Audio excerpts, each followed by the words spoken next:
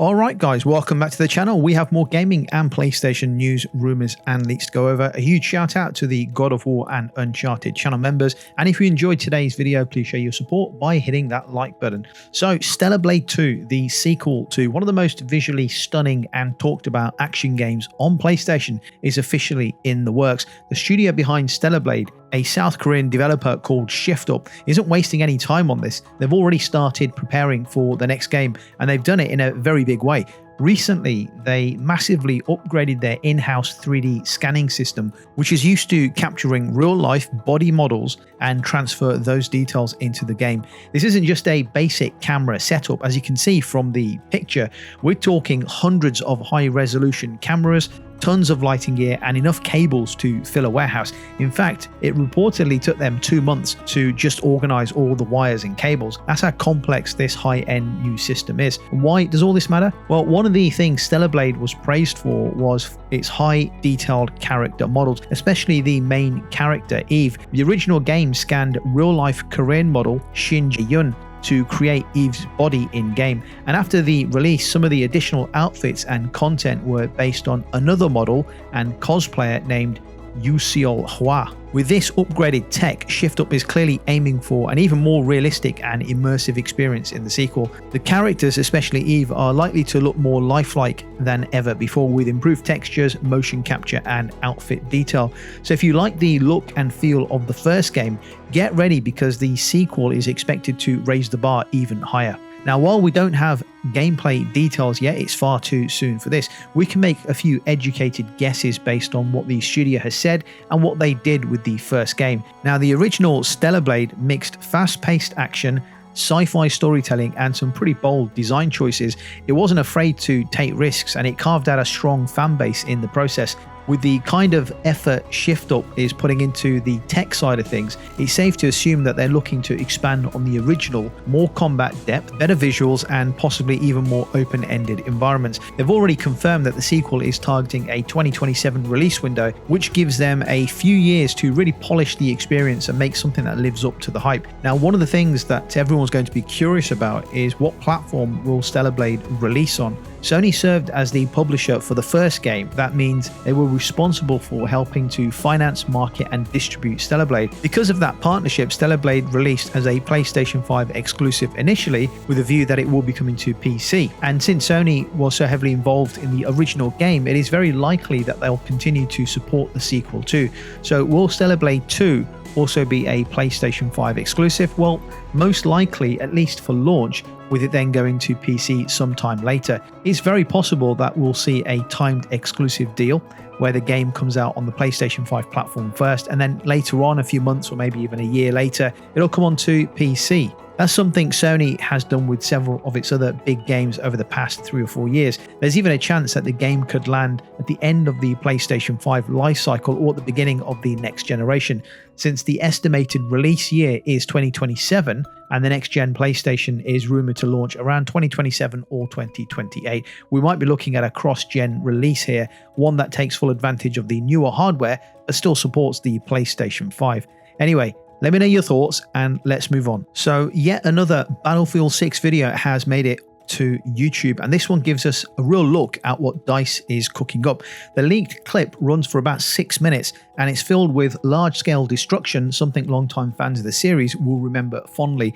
Now, if you've been with the franchise for a while, you'll know that destruction has been a huge part of Battlefield's identity ever since Bad Company dropped back in 2008. That's when DICE first introduced the Frostbite engine, changing how battles felt by allowing environments to be torn apart mid-fight. It gave the game a level of immersion that other shooters just didn't have at that particular time. But fast forward to Battlefield 2042, which released in 2021, and things felt hugely different. Many fans criticized the game for dialing back on that signature destruction and instead focusing on larger maps and futuristic tech, something that just didn't click with everyone. It looks like DICE heard that feedback loud and clear, because Battlefield 6 and the chaos and crumbling buildings are making a big comeback. The game's development is being handled by multiple studios, working together.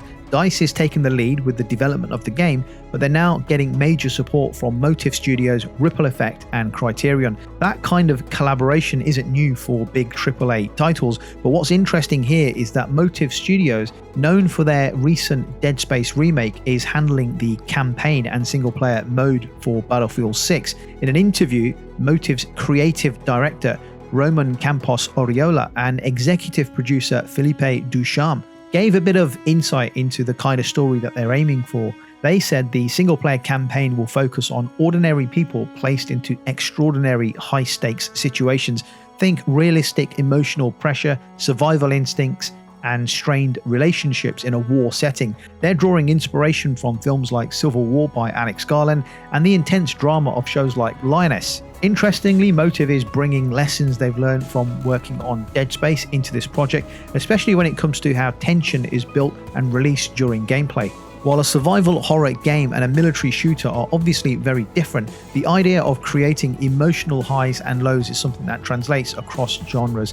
As more and more Battlefield 6 content is being leaked online, it looks like the game is definitely going back to its roots with the destruction side of things. I just hope the single player campaign is good enough. There's a lot of people who are eager to get stuck into a good shooter campaign. Call of Duty has had opportunities with their single player campaigns over the years, but I feel they never really scratched that itch of a great campaign. This is Battlefield's opportunity from a single player campaign to really get it right, and then hopefully they can really nail it with a fantastic multiplayer mode too. Either way, I'm very excited for the next Battlefield 6 game. Let me know your thoughts on this in the comments down below, and let's move on. Some unfortunate news from the studio People Can Fly, and also some interesting news from a PlayStation perspective. The Polish developer best known for co-developing Outriders with Square Enix announced that they're suspending two of their ongoing projects, Project Gemini and Project Bifrost. The company's CEO, Sebastian Wojciechowski, made the announcement through social media, and the reasons come down to business complications and financial strain. For Project Gemini, the issue lies with the publisher Square Enix. According to People Can Fly, Square Enix failed to provide a new agreement outlining the next steps for development. With no clarity on whether the publisher even wanted to move forward,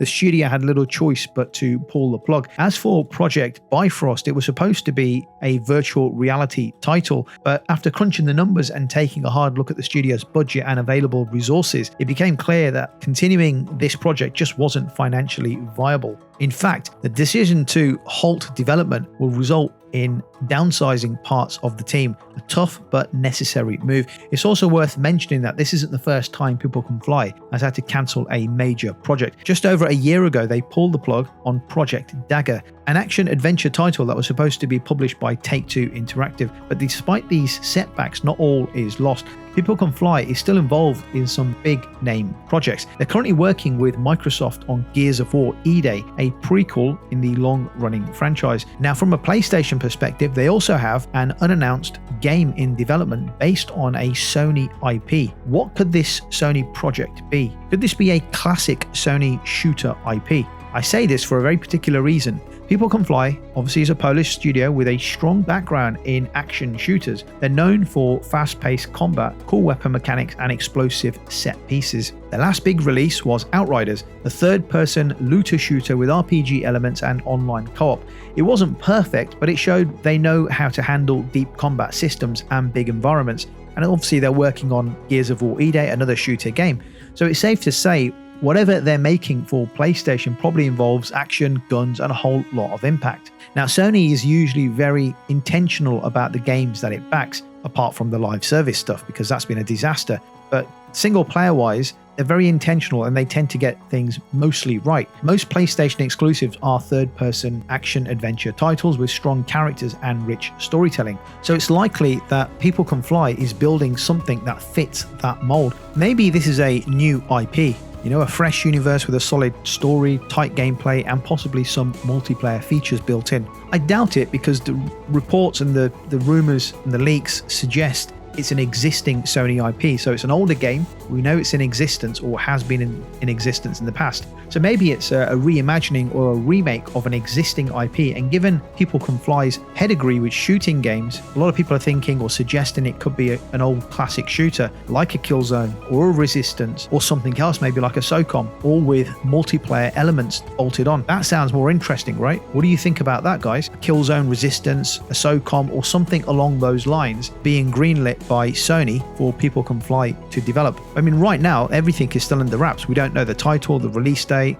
We don't even know what the gameplay looks like. But whatever it is, it's in early development. We're probably not going to see anything concrete until at least 2026 or later. What do you think it could be? Could it be a Killzone or a Resistance or something else? One of Sony's classic shooter IPs? Let me know your thoughts in the comments and let's move on. Right, Call of Duty is in trouble and fans are furious about what's just happened. Activision has quietly started placing in-game ads for Black Ops 6 and Warzone right into the loadout menus. That means when you're trying to customize your weapons or gear, you'll now start to see pop-ups for bundle offers and Battle Pass content, whether you want to or not. Now, in a free-to-play game like Warzone, that might be annoying, but you kind of understand it, right? It's a free game. You know it's going to get bundled with ads. But fans are especially irritated because these ads are now appearing in Black Ops 6, which is a full-price premium game. And these aren't subtle messages. You can't avoid them in the menus, and they're even starting to feel a bit more like mobile game pop-up menus. The Call of Duty community hasn't held back.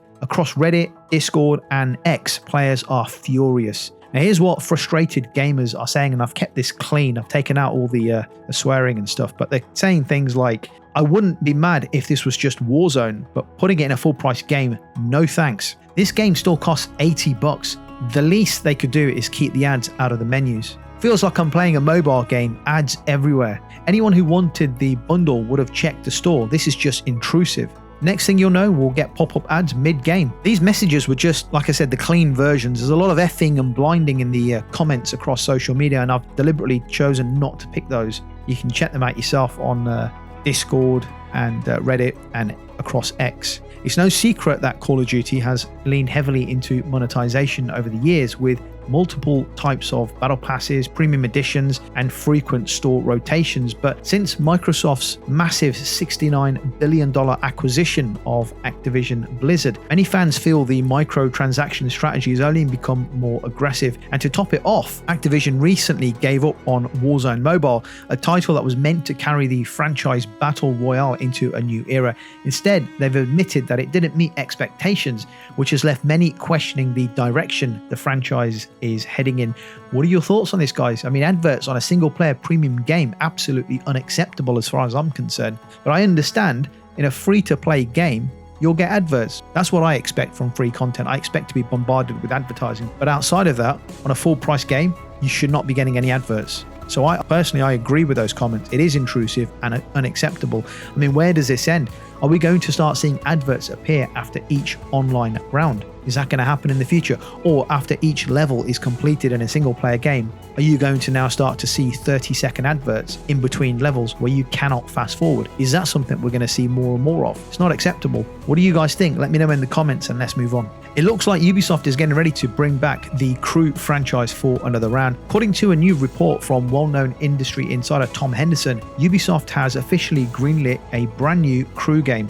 If you're keeping count, this will be the fourth main entry in the open world racing series. And here's what makes this especially interesting. The game may be returning to the series' original roots. Now, the Crew series has always been a project led by Ubisoft Ivory Tower, a studio based in Lyon in France. The team was founded back in 2007 and has focused solely on this racing franchise since the beginning. The original Crew launched in 2014 and was followed by the Crew 2 in 2018. Most recently, we got the Crew Motorfest in 2023, which took a noticeably different direction from the earlier games. The Crew Motorfest broke away from the formula that defined the first two games. While the Crew and the Crew 2 featured massive open world maps based on scaled down versions of the entire United States, Motorfest narrowed things down to a single, more compact location in Hawaii. It had more of a festival theme and event-driven structure, clearly inspired by games like Forza Horizon. This change was a massive move for the franchise, and while Motorfest performed well in terms of player interest and sales, it even beat the early sales of The Crew 2. It also drew comparisons to other racing titles that already dominate the festival-style racing genre. Some longtime fans missed the more exploration-heavy style of earlier games.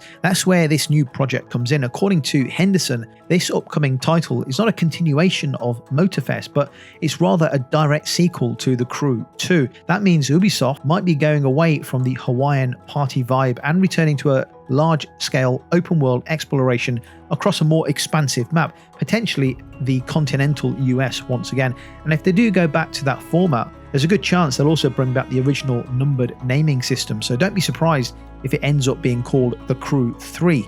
Even though Ubisoft is kicking off work on this new title, and don't expect to see it anytime soon. If the project is still in its early planning or pre-production phase, then we're looking at a very long wait, potentially years. We all know modern AAA game development does take time, especially with open world games. Most major titles now require at least 4 or 5 years to fully develop from scratch. That timeline also lines up when we expect the next generation of consoles to arrive, likely around 2027 or 2028. So it's entirely possible that this new Crew game could release sometime around 2030, 5 years from now, and could even be a cross-gen title working on both current generation and future generation consoles, just like Motorfest did. While fans might be eager for a return to form, Motorfest is still alive and well. Ubisoft Ivory Tower is continuing to support the game with regular seasonal updates, new events, and ongoing community features like car shows and the Summit leaderboard challenges. In fact, the current number of monthly players is still pretty strong on Motorfest, with thousands engaging in the game regularly. This ongoing support makes sense as it helps keep the franchise visible and available to players while the next title is being developed in the background. Are you a fan of The Crew, and what are your thoughts on The Crew 3 going back to its original roots to follow the formula of The Crew 1 and 2? Let me know your thoughts in the comments down below about the content discussed in today's video, and I'll catch you on the next video.